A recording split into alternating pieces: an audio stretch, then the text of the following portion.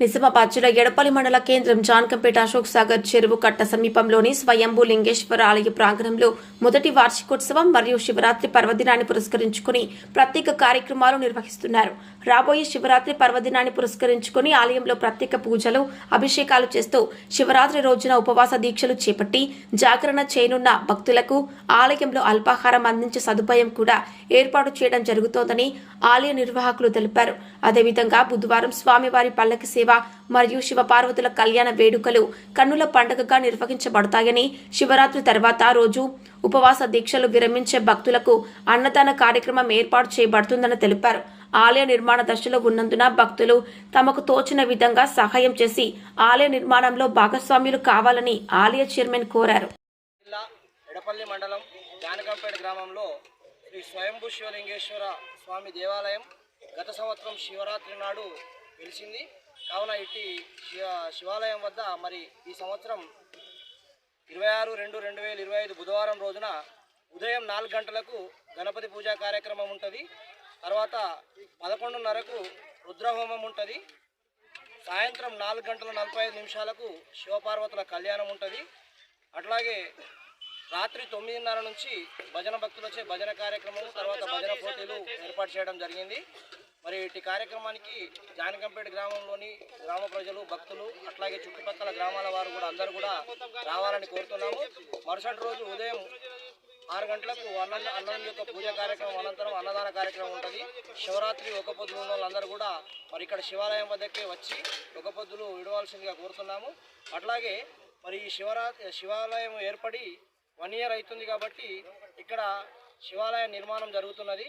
దానికి భక్తులు ఎవరికి తోచింది వారు వస్తు రూపంలో అయినా సరే, డబ్బు రూపంలో అయినా సరే మీకు తోచింది మరి దానం చేయవలసిందిగా, శివాలయం నిర్మాణం కోసం ఇవ్వవలసిందిగా కోరుతున్నాము. అందరికీ పేరు పేరున ధన్యవాదాలు. ఎడపల్లి మండలం జానకంపేట విలేజ్లో గత సంవత్సరం శివరాత్రి నాడు స్వయంభూ లింగేశ్వరుడు భూమి నుండి పైకి రావడం జరిగింది. ఆ రోజు నుంచి ఇప్పటి వరకు నిత్యం పూజ కార్యక్రమం జరుగుతుంది. ప్రతి సోమవారం అన్నదాన కార్యక్రమం కూడా 2051 జరిగింది. ప్రతి మాస శివరాత్రికి కూడా పల్లకి సేవ కూడా జానకంపేట విలేజ్ తీసుకోవడం జరుగుతుంది. ఇది మొదటి వార్షిక దినం కావాలా, ఖచ్చితంగా భక్తులు చాలా పెద్ద ఎత్తున రావాలా. భక్తులకు సంబంధించింది మొత్తం ఏర్పాటు చేస్తున్నాం.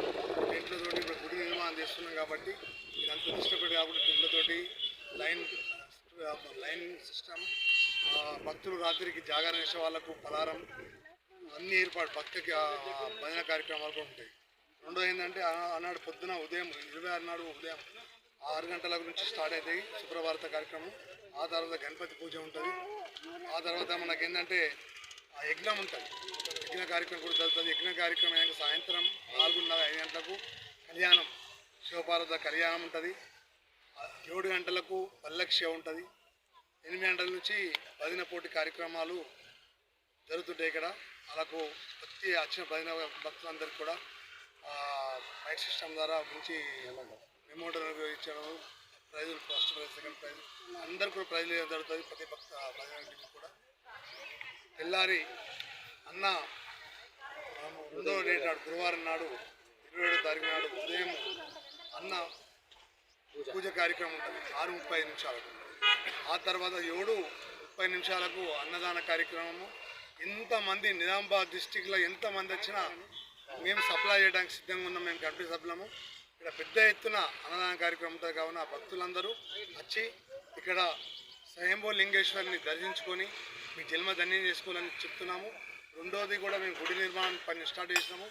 సుమారు 35-40 లక్షల రూపాయలు అవుతున్నాయి. ఇప్పుడు బేస్మెంట్ మట్టం పూర్తయింది. వరకు నిలుపుతున్నాం.